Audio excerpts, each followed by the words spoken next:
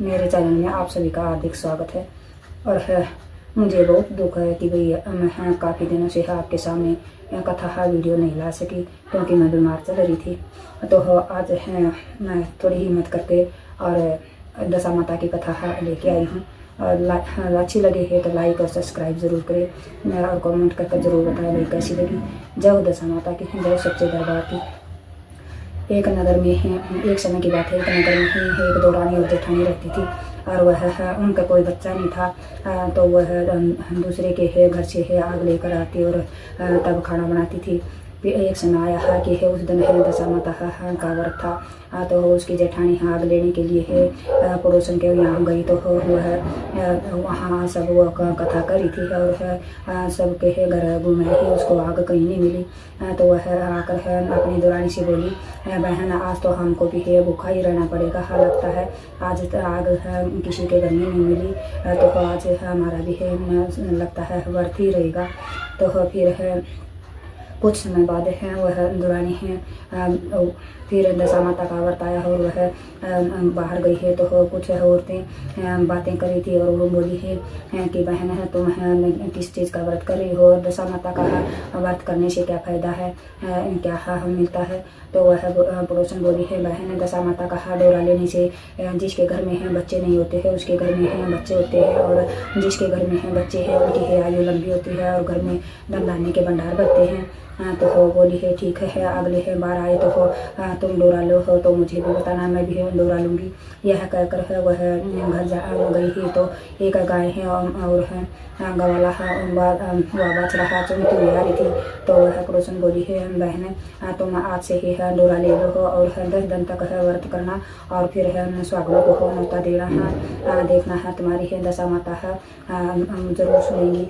तो उसने उस डोरा ले लिया और दोनों दरानी जेठानियों ने व्रत किया है।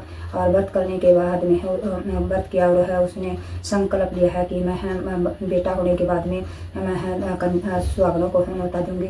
तो उनके कुछ दिन बाद दोनों दरानी जेठानियों के 2 लड़के हो गए।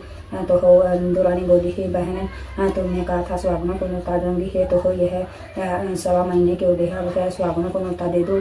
तो जेठानी बोली है नहीं, इनके मुंडन करवाएंगे तब न्योता देंगे। तो बोली ठीक है। तो उनका मुंडन भी हो गया। तो भी उसने सुहागनों को न्योता नहीं दिया। फिर बोली है कि मैं इनके सगाई पर करूँगी।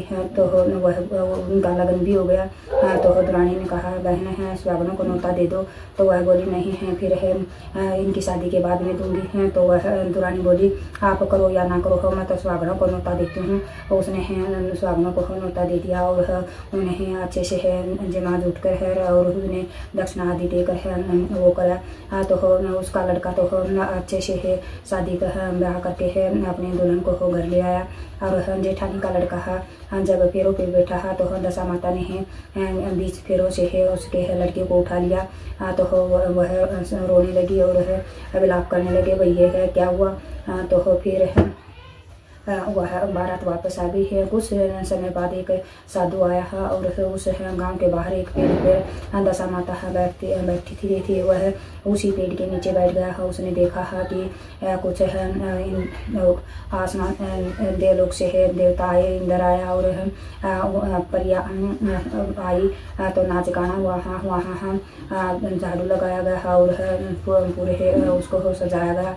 फिर नाच गाना हुआ। तो दशा माता पेड़ से उतर कर आई है, उसके गोद में वह अधकुआरा लड़का बैठा हुआ था। तो यह सब उस पंडित उस बाबा ने देख लिया। फिर अगले दिन वह बाबा भीख मांगने गया। तो उस अधकुआरी कन्या के वहाँ चला गया और वह भीख देने लगी। वो बोले, माई मुझे भिक्षा दो। तो उसने 3 थाली लगा दी, एक अपने अधकुआरी पति के नाम की और एक बाबा के नाम की और एक अपने नाम की।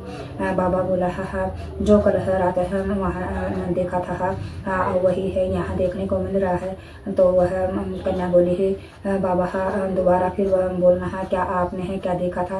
बोला नहीं, हम तो साधु बाबा हैं, ऐसे ही बोलते रहते हैं। बोली नहीं, मैं बेहद कुंवारी है कन्या हूँ और पतिव्रता हूँ। आप वचन दो, नहीं तो मैं बताओ या नहीं तो मैं श्राप दूंगी।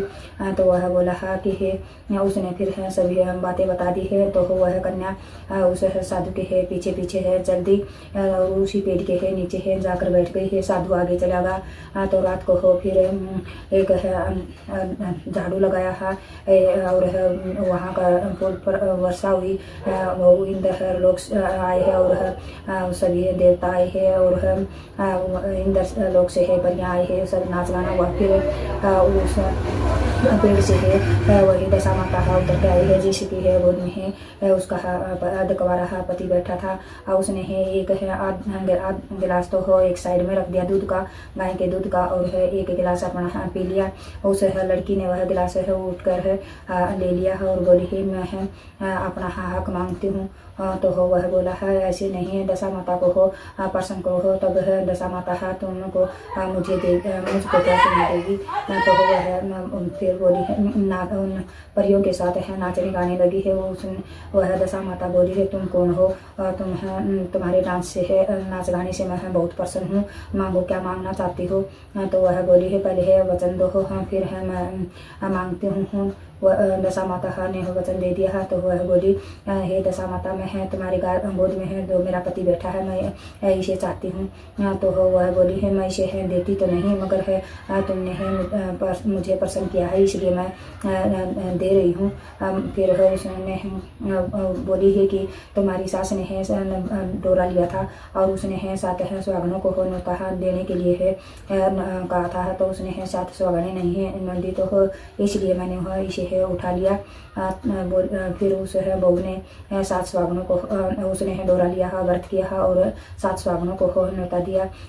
तो वह अपने पति के साथ है अपने है नगर में वापस आई। तो हो किसी ने है उसे कहा कि है तुम्हारा बेटा बहू आ रहे हैं। तो हो उसने है और वह उसने सोचा है कि है उसी साधु के साथ आ रही होगी है न। तो वह पहले तो ने फिर एक और है बड़े बुजुर्ग ने कहा तुम्हारी बेटी है दामाद आ रहे हैं। तो वह फिर उसके है बातों पर यकीन हो गया और उसने है बाहर निकल के देखा है। तो वह उसके है दामाद और बेटी है आ रहे थे। फिर है उसने है सुहागनों को जमाया और सारी बातें हैं अपने हैं पिता से बताई। फिर वह अपने है ससुराल बैठी है और है वहाँ उसके है सास ससुर को संदेशा भेजा है कि तुम्हारे बहू और बेटा आ रहे हैं। तो वह बोली है कि यह सब मजाक कर रहे मेरा बेटा कहाँ से आएगा। फिर एक तो आदमी ने और कहा। तो उसने बाहर निकल के देखा तो उसके है बेटा बहू आ रहे थे। तो वह उसने कहा अच्छे से स्वागत किया और सास बोली है हे दशा माता है मुझसे है भूल हो गई है मैंने है सुहागनों को नहीं जमाया। तो फिर वह सास ने है और बहू ने दोनों ने मिलके है फिर दोबारा से है व्रत किया और सुहागनों को जमाया। हे दशा माता है जिस तरह है पहले है उस है दौरानी की को आई है इसी है सबको आए है और जेठानी की आई इसी है किसी को ना आए है। जय दशा माता की है दशा माता सबके घर में है बच्चों की कलकारियाँ गूंजे और है धन धान्य से भंडार भरे है। जय दशा माता की जय सच्चे दरबार।